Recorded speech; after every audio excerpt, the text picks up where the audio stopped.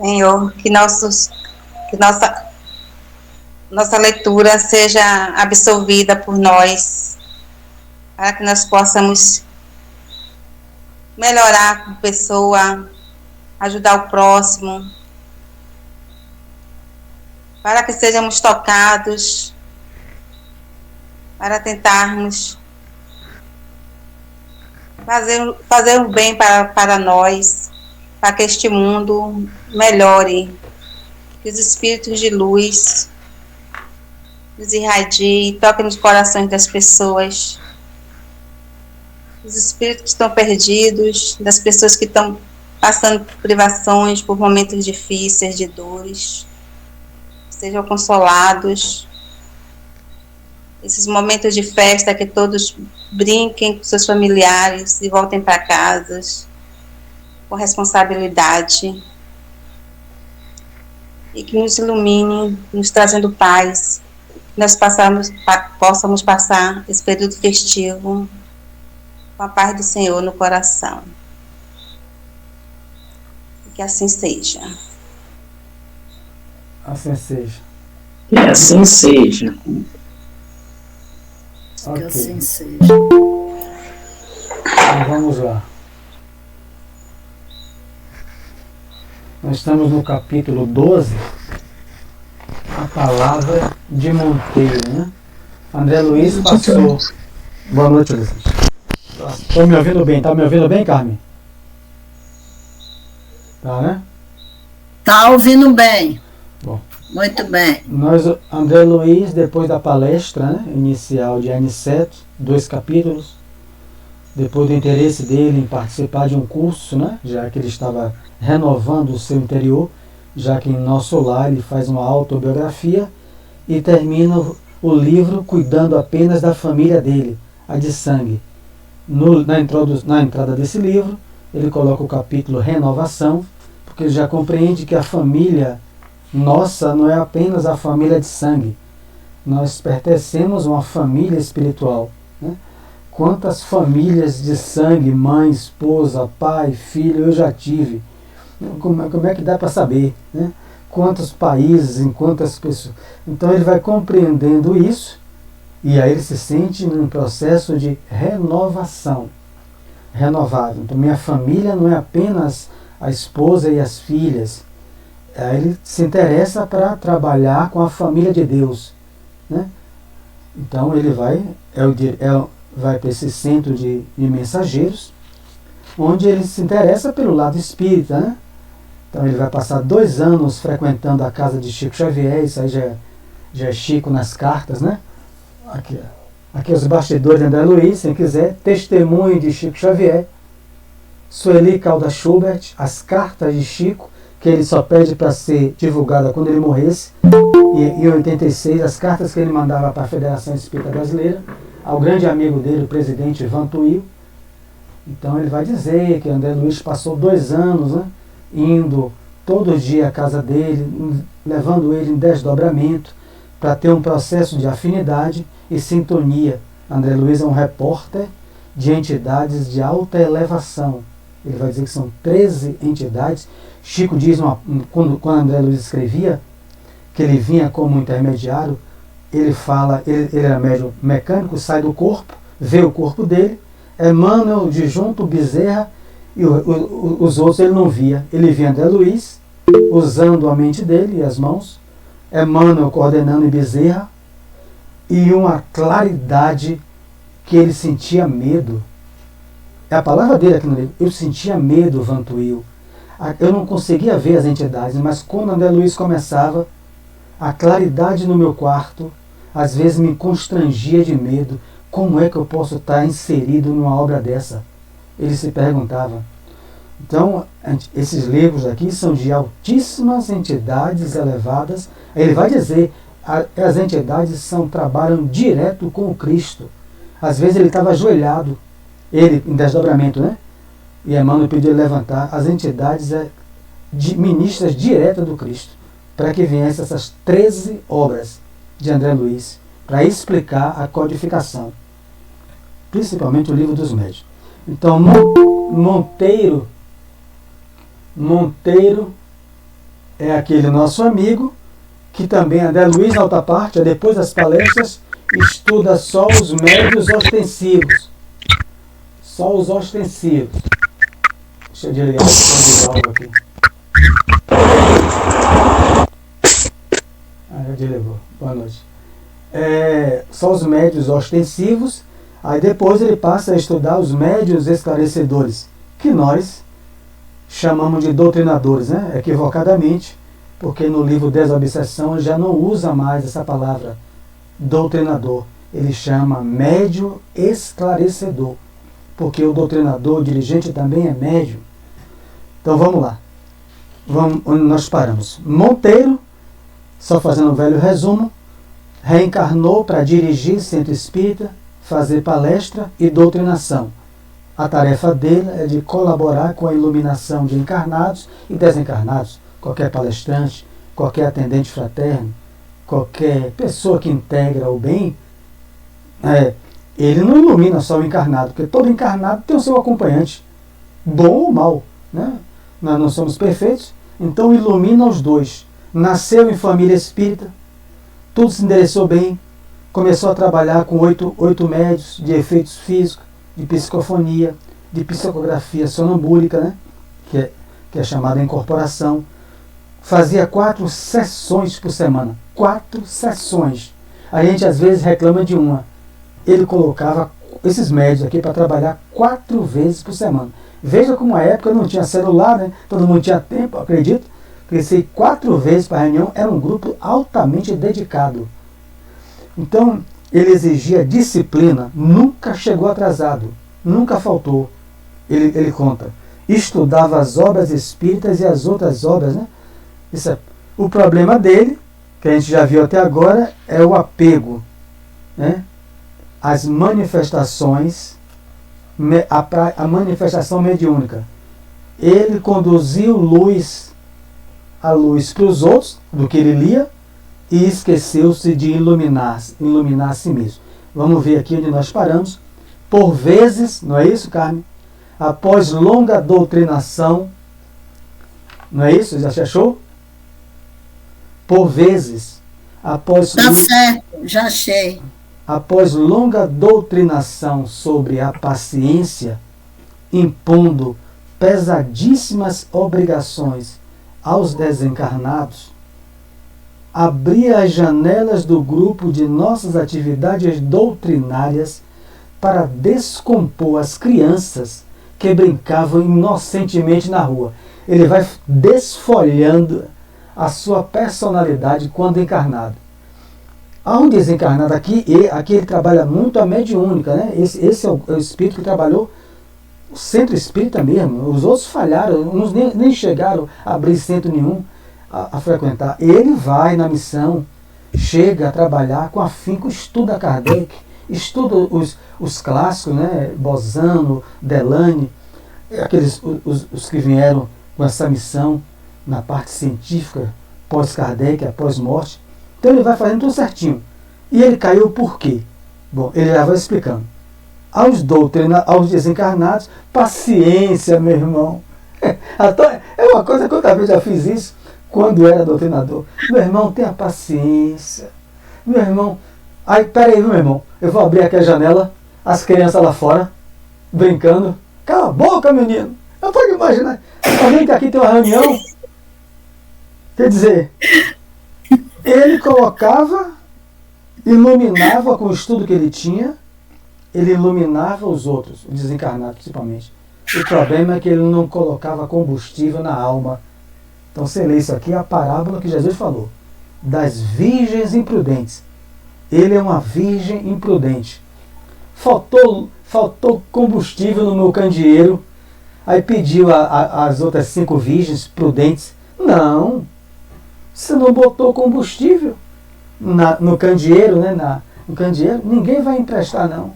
Combustível é pessoal, paciência, tolerância, virtude, é construção nossa. Eu posso caminhar sob a luz de nascimento, guia de nossa casa, mas a luz eu tenho que construir a minha luz. Caiu aí? Não, tá.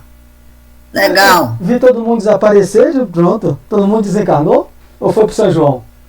Sumiu todo mundo, só ficou você e eu. E o pessoal abandonou, foi pra fogueira. Mas vamos lá. É porque eu estou na casa da minha cunhada usando o computador aqui dela. E viajou, eu estou aqui na casa. Então, vamos lá. Para a gente depois abrir a vocês falarem. Concitava os perturbados invisíveis, né? Aqueles chamavam os desencarnados em perturbação, né? Na mediúnica, a conservarem serenidade para, daí a instantes, repreender senhoras humildes presentes à reunião, quando não podia conter o pranto de algum pequenino enfermo. Veja que a gente tem que se contextualizar. A reunião nessa época e a reunião dele era aberta ao público.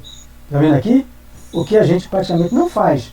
Pelo menos na experiência que eu tenho nas casas espíritas que eu passei. Né? Foram duas, né?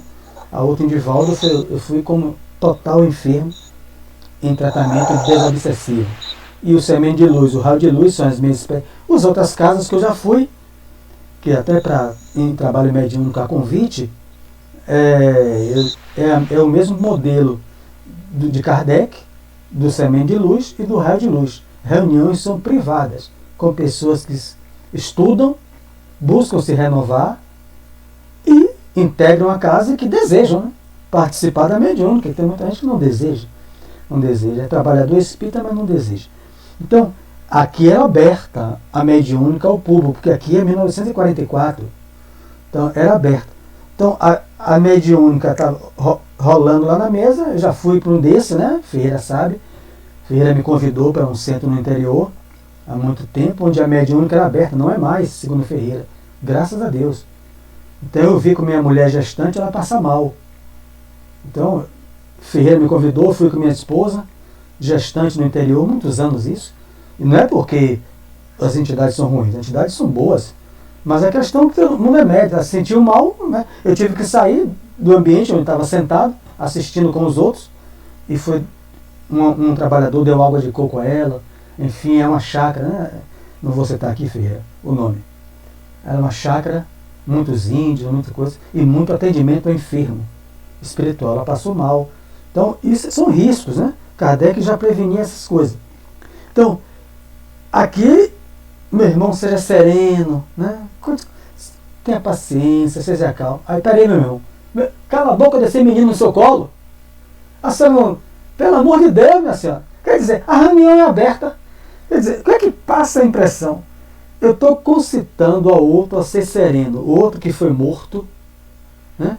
Que só foi prejudicado em outra existência, está obsediando alguém, porque é um irmão perturbado. Ele obsedia alguém em estado de perturbação, e eu concitando ele, meu irmão, tenha paciência, seja sereno, serenidade, meu irmão, você está desesperado.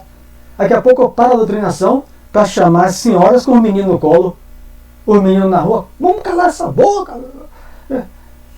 É aquele palestrante que Ferreira também a gente já citou aqui, não citei o nome, né? Fazendo a palestra sobre paciência, Ferreira, perdão, 300 pessoas aplaudindo ele lá no Centro Y. Quando ele saiu, ele viu 2 pivetes, como ele falou, em cima do capô do carro dele. O homem ficou louco. Saiam daí, seus pivetes. O meu carro é novo. E todo mundo saindo do centro olhando. Ele fez a palestra, foi aplaudido sobre paciência. Quando saiu o rapaz em cima do carro dele, não. Os meninos sentados em cima do capô, que não deveria, né? É óbvio, né?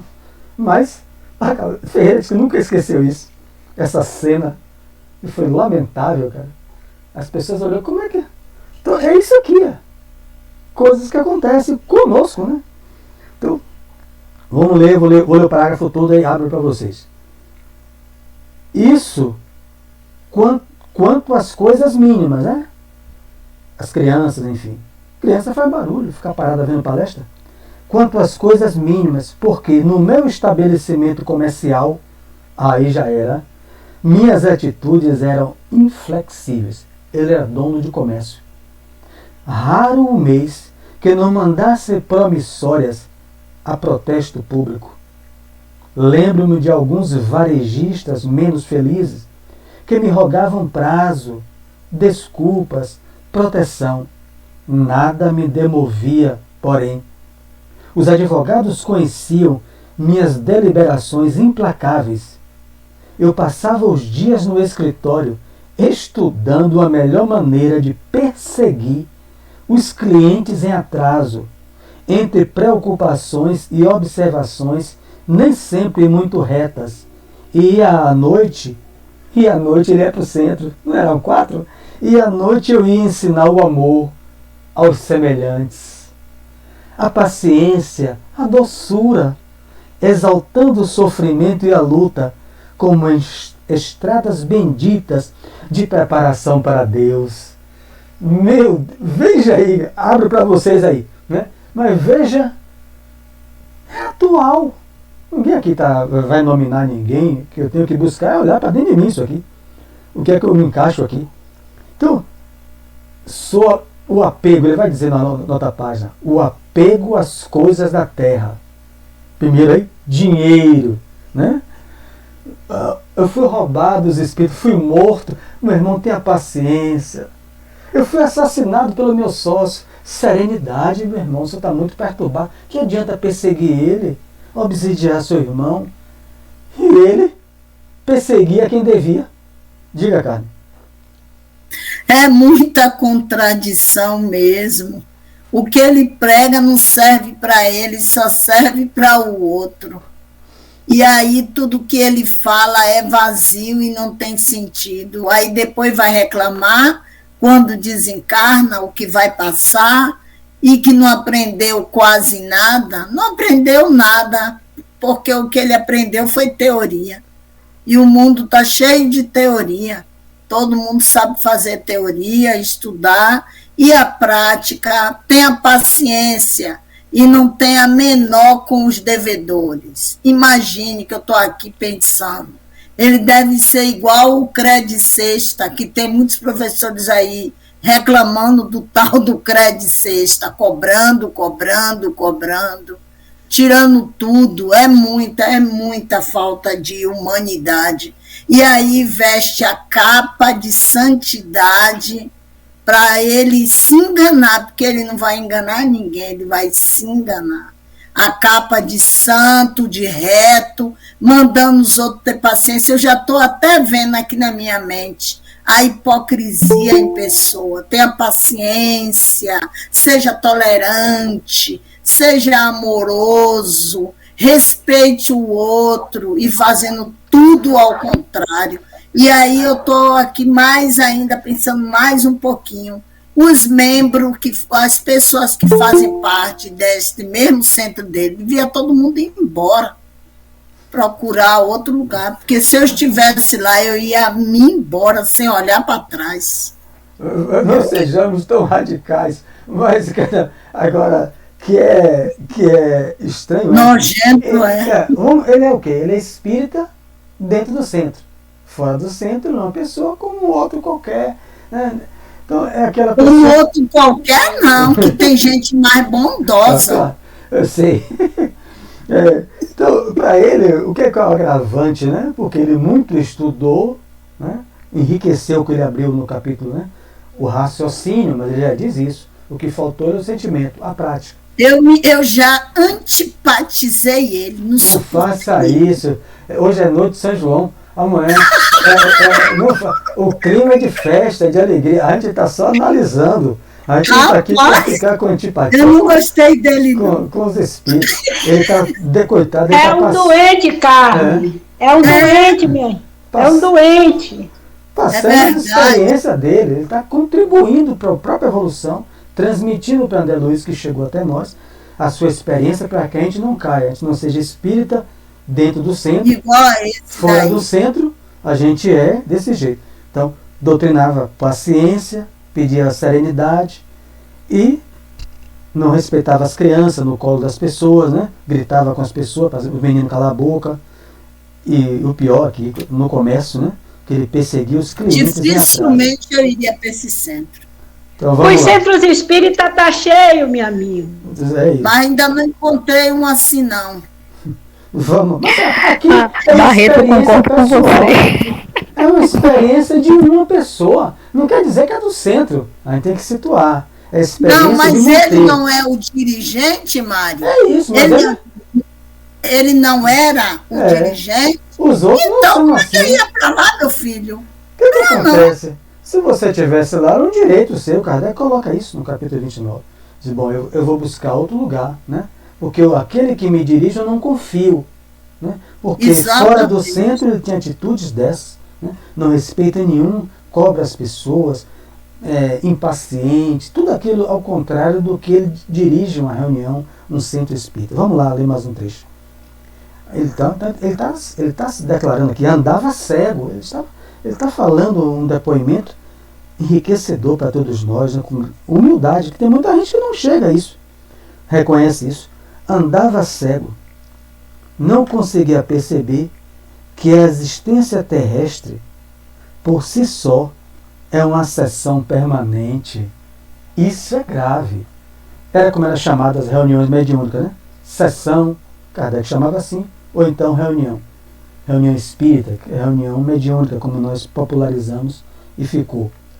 Então, ele está dizendo que a nossa existência, Dalva, fora do centro, já que ele estava dentro, é uma sessão mediúnica permanente. Por quê? É aquilo que Emmanuel fala no livro Mediunidade e Sintonia.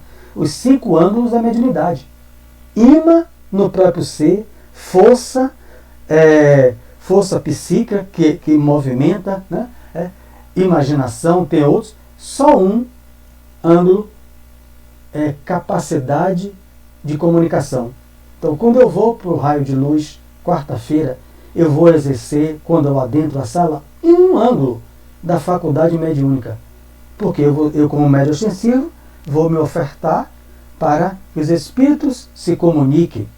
Mas fora, através da mediunidade, é um imã, é o magnetismo que atrai. Eu falei ontem com o Dalva. Chega num ambiente, você se sente bem ou se sente mal. Né? Por que sentido? É pelo nariz? É pelo tato? Não.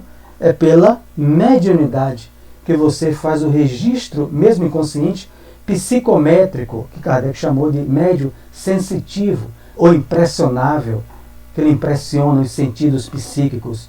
A psicometria vem, surge o nome depois, anos depois, para esses fenômenos.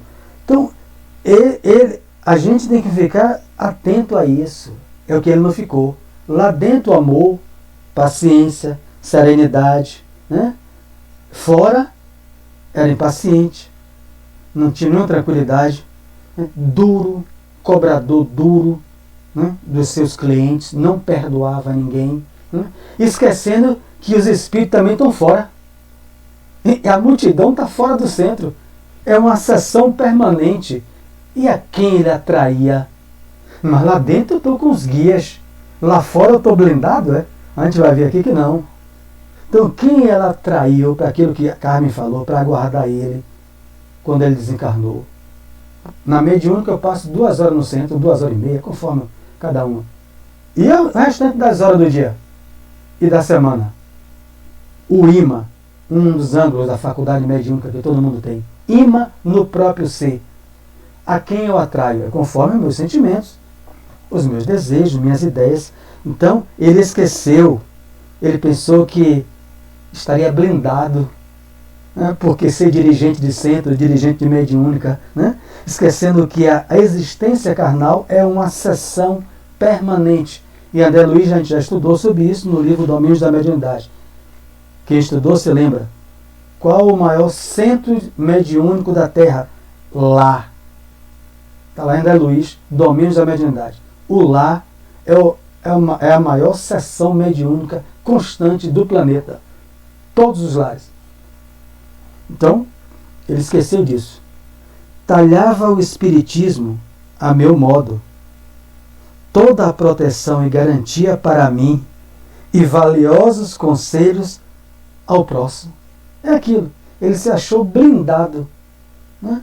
Blindado por ser dirigente de mediúnica, dirigente de centro espírita, fazia a palestra, toda a proteção e garantia para mim. E aí ele dava valiosos conselhos ao próximo, ao espiritismo à moda da casa. Além disso, não conseguia, né, retirar a mente dos espetáculos exteriores, né? Não conseguia retirar a mente Fora das sessões práticas, ele continua, minha atividade doutrinária consistia em quê? Então veja aí. Deixa eu permitir alguém aqui. Está querendo entrar? Espera aí que você abaixou a mão. Eu vou ler o restinho do parágrafo e você fala, cara. Tá certo. Fora das sessões práticas, minha atividade doutrinária consistia em vastíssimos comentários dos fenômenos observados. Tinham 4 médios de efeitos físicos, sonambulo, psicografia, duelos palavrosos com aqueles contrários, né? Narrações de acontecimentos insólitos, né? Rapaz, eu vi um espírito se manifestar. Se você vê o estado dele, ele está todo acabado. E não é que eu reconheço ele. Acho que foi um vizinho aí, alguém que morreu. Ele chegou todo. Então ele começava aquilo que ele via nas sessões, que ele dirigia, né? Ele levava lá para fora, em narrações de acontecimentos insólitos e crítica rigorosa dos médios. Então tá lá um grupo, né? Rapaz, Karine, rapaz, não está uma médio segura, né? Usando o termo de Kardec, né? Tô achando Karine anímica, está sofrendo muita mistificação, conversando lá fora, né? Com outras pessoas que não tem nada a ver, né? Com o grupo mediúnico. Então ele caiu o quê? Leviandade. Foi leviano, foi maledicente. Ele vai dizer aqui embaixo, né? Que abusou das faculdades do verbo. Diga, Carmen.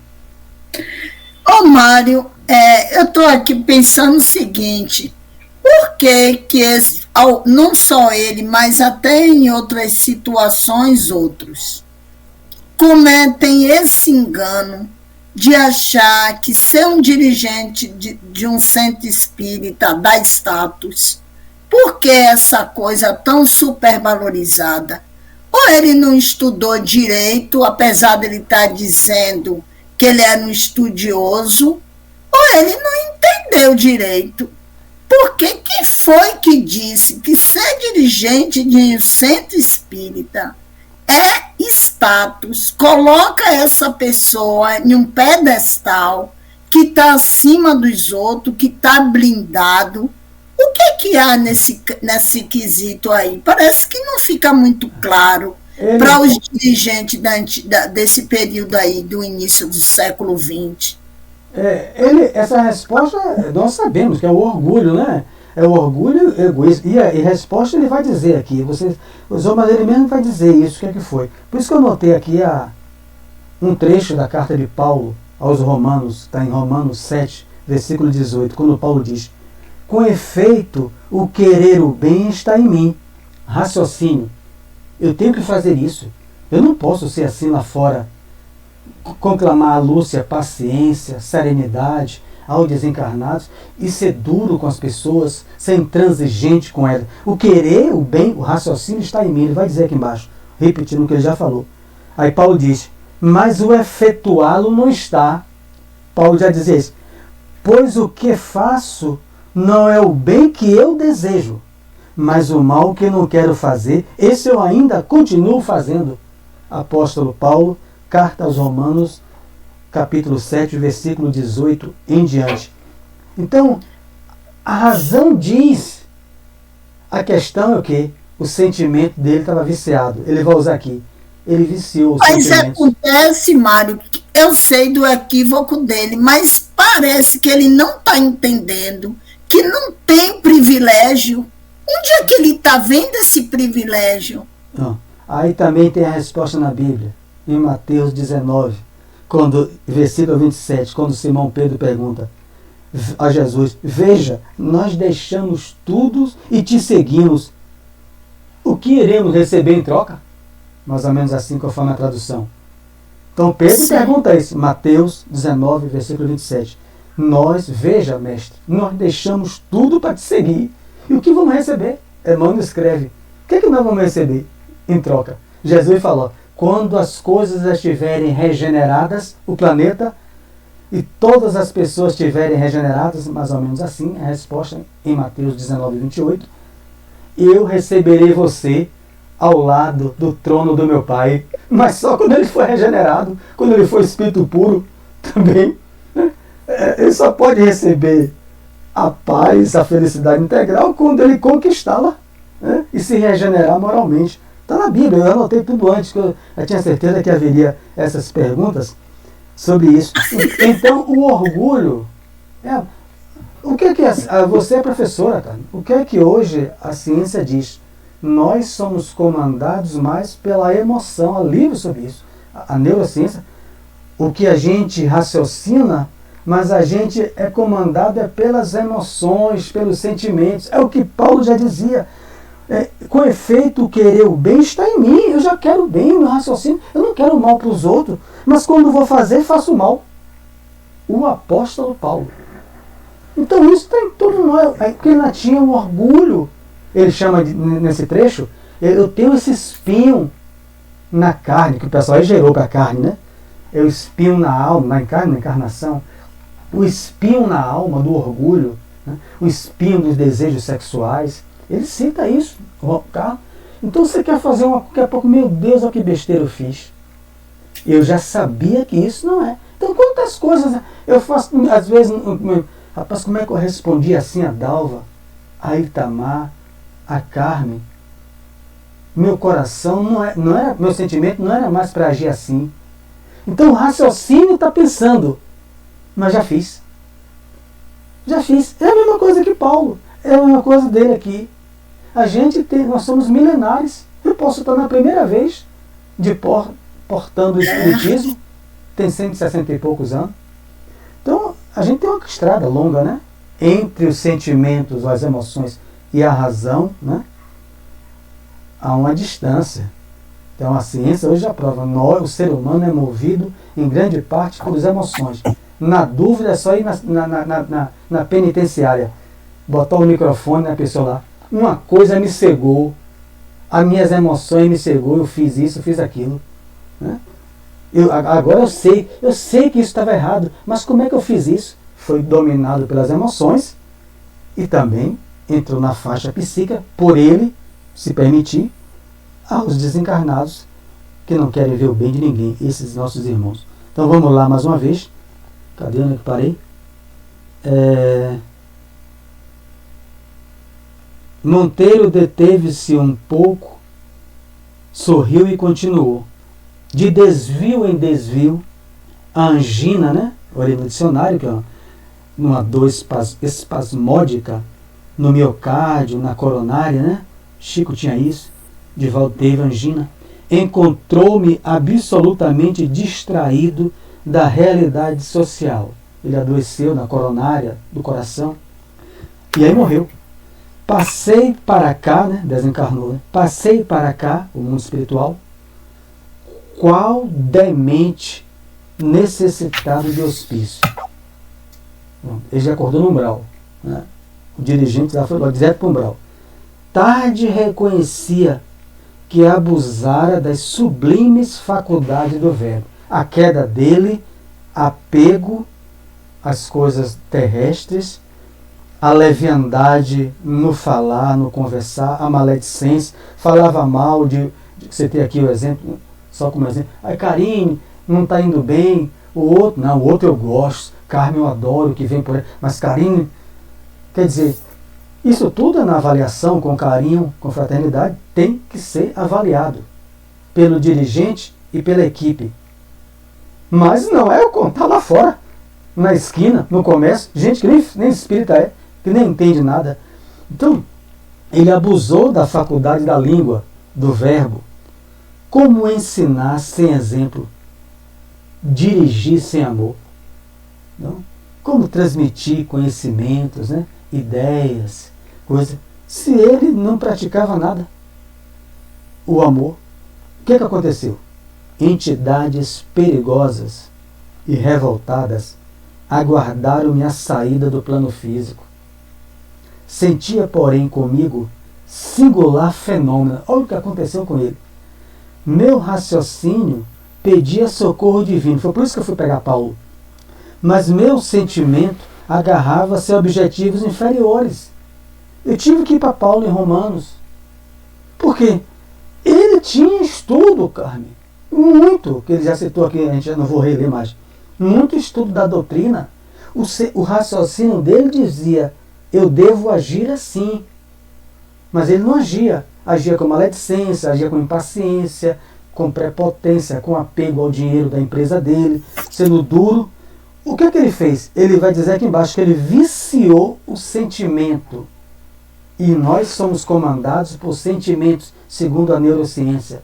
As nossas atitudes diárias são muito mais vindas das nossas emoções, dos nossos sentimentos. Por isso que a cadeia está cheia e o cemitério também. E muita gente é chamado crime passional, agora é feminicídio e outras coisas. Né? Então, as entidades aguardou ele. A sessão mediúnica lá fora, né? Que ele esqueceu, que os espíritos lá fora do centro estavam olhando ele no dia a dia. Ele pensou o que? Ele estava blindado, né? Vou ler ele aqui. Né? Toda a proteção e garantia para mim. Sou dirigente da mediúnica, né? Dou conselho ao próximo, estou protegido pelos guias. Largo 4 dias da semana para ter 4 reuniões semanais. Então eu vou receber o que de Jesus? Glória.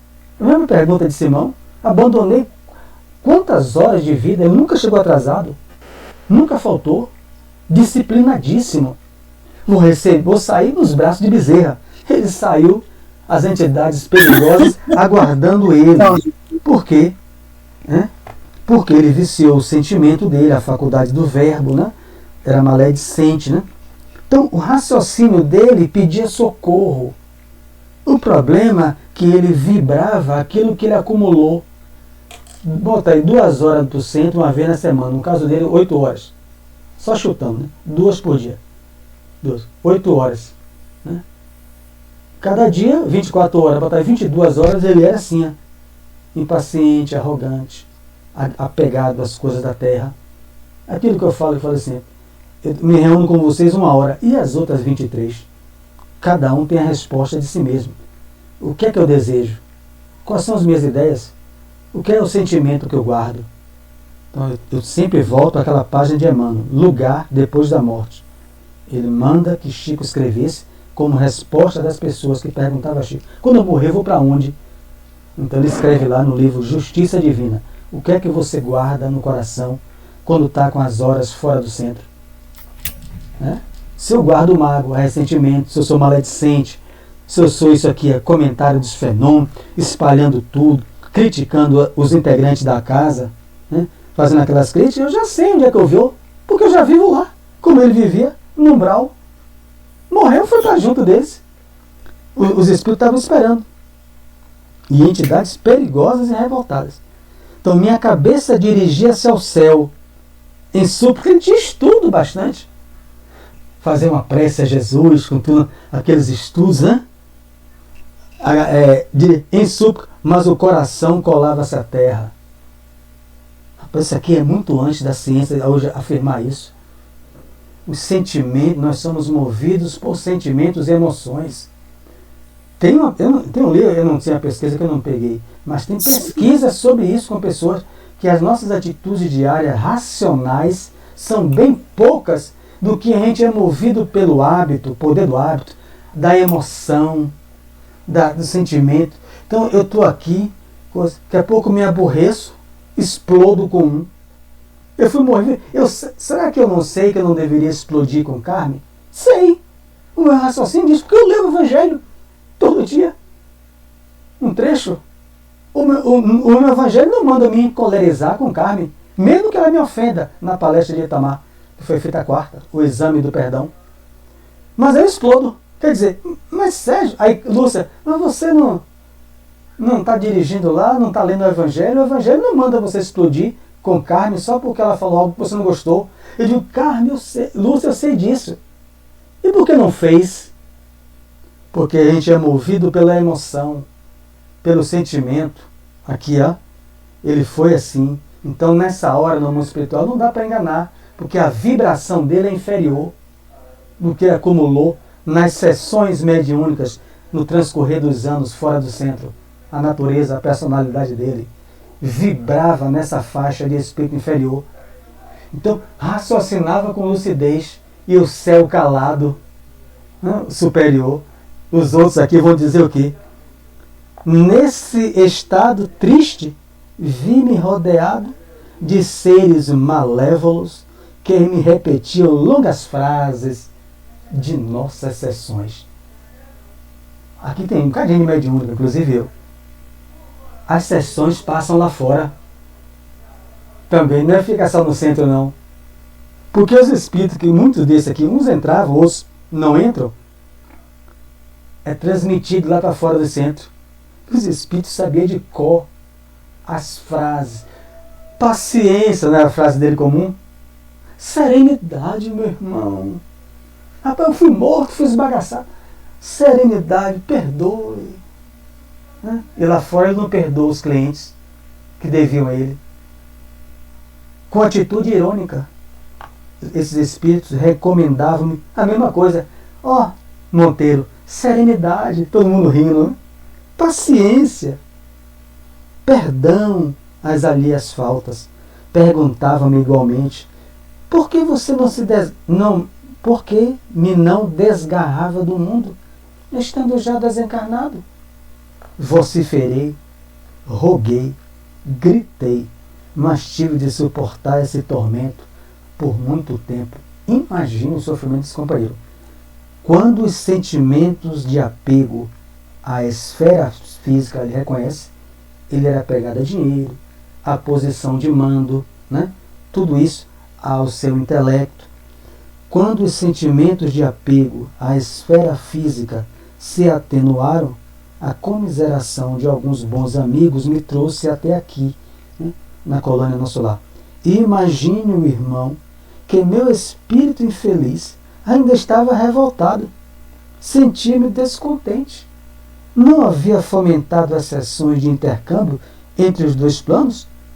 Não me consagrara ao esclarecimento dos desencarnados? É a pergunta de Simão, em Mateus 17, 19. Deixamos tudo para te seguir, mestre. Vamos receber o quê? E nós, o que receberemos? Né? Que é privilégio. Está cheio isso nas casas espíritas. Em qualquer, está falando casa espírita, né? Para a gente não ficar falando de outras religiões. Na casa espírita, a pessoa trabalha numa casa espírita há 20 anos. Pega uma doença, né? Seja um AVC, seja um câncer. Aí muitos vão se queixar os guias. Você está encarnado. Você não está suscetível a isso? Pega uma Covid, pega o que for. Não está suscetível? E muita gente deixa as casas espíritas. Deixa. Por quê? Ele se sentiu privilegiado. Blindado, como ele falou. Ele não pode ter um câncer, um AVC, um derrame, o que for, uma obsessão. Abre aí para vocês aí. Para ficar falando. Quem quiser acrescentar, comentar do que entendeu. Já entenderam a queda dele? Né? Ele era espírita, ele era cristão dentro do centro. Fora do centro, não encontre com ele. E principalmente não deva a ele. Né? Então, ele era cristão dentro do centro. 4 vezes por semana, disciplinadíssimo, estudioso. Mário, fora. Maria Lúcia está querendo falar. É isso, eu falei abrir aqui. Mas não estou vendo. Abre o microfone. Eu não estou vendo todo, ela não levantou a mão, aí eu não sabia. Diga, Maria Lúcia. Que eu estava dizendo assim que ele, o egoísmo dele, né? Ele era muito. Falava mais alto. Quando ele pregava uma coisa dentro do centro e fora ele era outra pessoa. Isso. Totalmente egoísta. Orgulhoso, egoísta. Então, o apego à esfera física, né? Isso. A crosta terrestre, as coisas da Terra, né? Ao interesse da Terra, que levou a ele a atrair, desde quando o presidente de mediúnica, a atrair esses irmãos. Já conviviam com ele. Por isso que ele fala, eu esqueci que a vivência na Terra é uma verdadeira sessão mediúnica. Onde a gente vai, Ivonete, nós estamos cercados por espíritos, né? Observando as nossas atitudes, uns ajudando, outros observando a gente. Olha para lá, o hipócrita. Lá dentro ele fez uma palestra, né? Agora fora, tomou uma fechada no carro dele, meteu o pé atrás, saiu xingando. Né? Quer dizer, os espíritos estão ali observando a gente, né? Então, no caso dele, Ele, na verdade, é um equivocado. Porque mesmo depois de desencarnado, ele ainda quer saber por que ele não foi blindado. E ele é um equivocado mesmo. Porque se eu dediquei eu dediquei 4 dias por semana, eu fui assíduo, eu preguei, eu fiz, eu aconteci. E por que eu não fui protegido, entendeu? Ele é um equivocado, até que no final das contas ainda fiquei com um pouco de pena dele mesmo, porque ele não entendeu. É um ser humano, né? Nós somos falíveis. Não é ele. André Luiz coleta exemplos nossos. Eu me olho nisso aqui. E muitas vezes eu estou aqui, eu estou me olhando. Porque se não chego nesse grau, mas tem outras coisas. Então o livro é para quê? É para que eu não caia na mesma cilada, né, que ele caiu, né, do orgulho, do egoísmo, lembrado por Lúcia. Né? Eu não vou sair daqui sem egoísmo e orgulho, senão seria espírito puro. É a pergunta que Kardec faz aos espíritos. Quem não tem egoísmo e orgulho, está no livro dos espíritos, não precisa encarnar nesse planeta. Né? A não ser quando o Senhor designa Jesus em missões extraordinárias. A média de 800 a 1000 anos. Um espírito como o irmão Dulce é em 1000 anos para vir à Terra. Não vai nada, a não ser que Jesus designe novamente um Francisco de Assis. Cadê ele? Não vai nascer assim toda hora. Está no livro Obreiros da Vida Eterna sobre isso. A média desses espíritos é de 800 e 800 anos. Então quem precisa da escola sou eu, que sou assim. Se não chego nesse grau, mas sou um equivocado. Todos nós, né, no caso, equivocados. Para tentar melhorar, né, melhorar o coração. Percebendo minha irritação ridícula, amigos generosos submeteram a tratamento, né, tratamento que ele pós-umbral. Não fiquei satisfeito. Pedi à ministra veneranda uma audiência, visto ter sido ela a intercessora da minha oportunidade. Queria explicações que pudesse atender ao meu capricho individual. A ministra é sempre muito ocupada, mas sempre atenciosa. Não marcou a audiência, dada a insensatez da solicitação. No entanto, por demasia de gentileza, visitou-me em ocasião que reservara a descanso. Crivei-lhe os ouvidos de lamentações, chorei amargamente e durante 2 horas, um atendimento que ele pediu com a ministra, porque foi ela que planejou. De nosso lado, 2 espíritos já viram Jesus onde ele vive, o governador e a ministra veneranda. Isso aí em 1943, nosso lar, onde a doutrina espírita colocando a mulher lá em cima. Imagine os machistas da época de 1943, onde a mulher quase não tinha cargo de mando, tinha que ficar, o marido trabalhava, ela ficar em casa. Nosso lar já coloca a mulher lá em cima. Só quem viu Jesus na colônia é o governador e a ministra veneranda. Ninguém mais. Chico perguntou: você nunca viu não, irmão Jesus? Quem sou eu? O espírito mais elevado que eu vi foi o guia do Brasil, Ismael. Chico pergunta: qual foi a sua reação? A luz dele era tão intensa que ele se ajoelhou no chão, se prostrou, Emmanuel, o guia do Brasil. Jesus eu não tenho condição de ver. A ministra veneranda foi onde Jesus. Então eu acho fascinante isso. A doutrina espírita é sutil, colocando a mulher lá em cima, lado a lado com o governador, com o homem. Não é atrás de um grande homem vai uma grande mulher, não é atrás, é ao lado. Então ele exige isso. Veja que insensatez. Você chega no centro, tá os atendentes fraternos é Itamar, Barreto, Janete, Ferreira, eu. Não, eu quero falar com fulano. Com fulano porque é presidente, foi que isso. Eu sou enfermo e exijo, né? Mas ela, no seu amor, foi visitar ele, né? Na hora do descanso dela. E ele passou 2 horas se lamentando. Ela, em silêncio expressivo, deixou que eu me cansasse na exposição longa e inútil.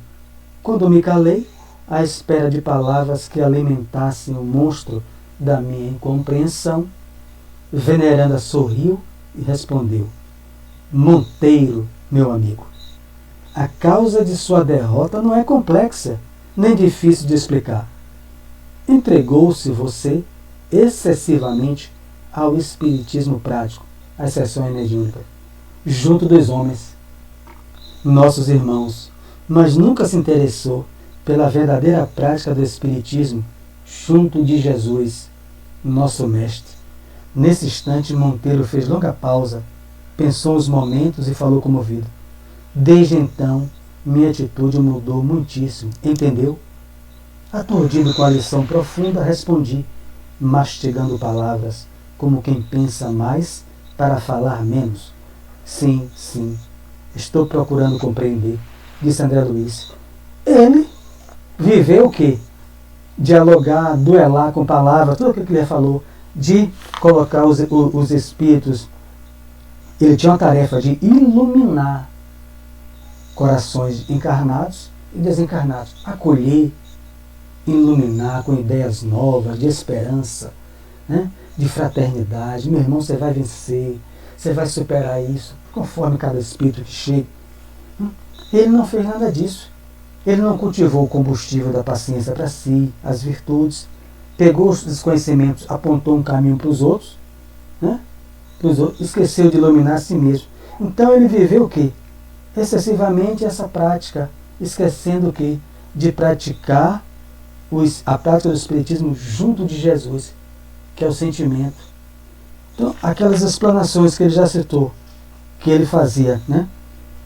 Você morreu de câncer de pulmão? Pô, você fumava 2 carteiras, meu irmão. Ah, pelo amor de Deus, você sabia. É claro que ele sabia. O problema é que entre eu saber, diria Paulo, e aquilo que eu já viciei, até as células físicas, vai uma dimensão imensa. Por isso que hoje o alcoólatra é chamado de doente. Não é mais alguém sem vergonha que entrou para o alcoolismo. Exato. O tabagista não é mais nem chamado de dependente, é um adicto. Né? Você não pode chamar alguém de alcoólatra, alcoolista, é uma palavra que eu usei errada, é um adicto. Então, então você, porque se entende que é um doente, um enfermo. Mas ele apontava o dedo, né? Então ele praticou o Espiritismo sem Jesus. Né? Ele viveu uma ilusão de espiritismo. Jesus jamais apontou o dedo, Carmen. É que o Venenano está dizendo. Ele nunca foi conivente com o ato errado. Vá e não peques mais, para que algo pior não aconteça. Ele não é conivente com a ação, mas jamais apontou o dedo para a gente. Você fez isso, você adulterou, você... Não encontra nunca isso em Jesus. Então, ele tinha que acolher essas pessoas com o coração e usar o conhecimento que todo mundo deve ter, principalmente quem está na mediúnica, mas para os guias apontarem o rumo, não para apontar o dedo nas feridas dele. Eu fiz 5 abortos, meu irmão, como é que pode? Você fez 5 abortos, você está sofrendo por causa disso, mas ele sabe disso porque ele está sentindo. Eu sei porque eu estudei que o aborto é um crime. E ele sabe agora que é um crime porque ele está sentindo na pele, no umbral, no sofrimento, onde for. E eu vou ficar repetindo isso, é uma perda de tempo na mediúnica. Eu me afasto do Espiritismo junto de Jesus, que nunca apontou o dedo. Isso aqui é manual para frequentador e doutrinário. Por isso, o esclarecedor, né? Já que ele está trabalhando alguém que era doutrinador. Ele está orientando, olha, doutrinador, não se esqueça que você está a serviço do Cristo. Estudou Cristo? Ah, estudei. Onde é que você viu Cristo apontando o dedo? Como ele fez para os obsessores, a dominação, né? a volúpia que ele tinha em superar o argumento com os padres, né? Aquilo ali. Se você fez o Espiritismo para os homens, para se sentir lá fora, viu, Carmen? Eu venci mesmo. Rapaz, isso aí é o melhor que tem, ó. Esse Monteiro aí. Eu quero ver, bota o Espírito aí. Não tem um que vença ele na conversa. E ele ficou no umbral. Demorou um bom tempo. Agora a gente diz, ele pediu isso. 3 minutos, vou para a prece, né? Já desejando um feliz São João para todos. E para a semana, que já acabou São João, quem é viúvo é melhor, porque a gente vai estudar Espiritismo. Quem não é viúvo já se previne estudando a doutrina espírita no São Pedro, né? Então a gente continua a semana que vem. Vamos agora à nossa prece. Agradecer a presença do Cristo com todos nós, representada pelos guardiães de cada um. E sempre repito, felizes com as nossas motivações atuais. Aqueles que já não, que porventura buscavam encontrar